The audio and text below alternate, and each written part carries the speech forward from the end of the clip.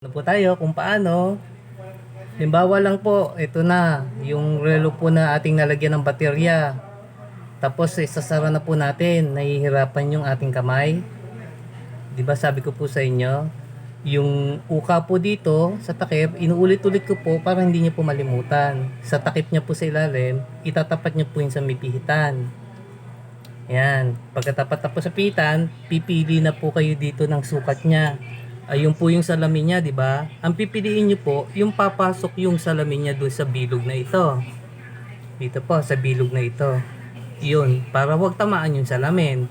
Kaya pag nilagay po natin yung sukat na napili natin, tapos itataob po natin yung relo, para po naman sa takip ang kukunin natin. Kung ano po yung sasakop sa kanya. Diba po, may napili na tayo. Ito po yung napili natin sa takip.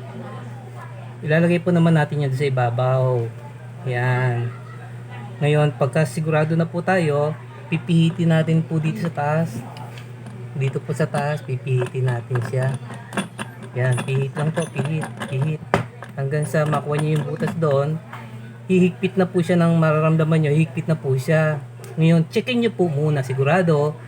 Yan, yung mga gilid, sisilipin nyo po yan sa ilalim. Para sigurado po tayong hindi maano yung salamin.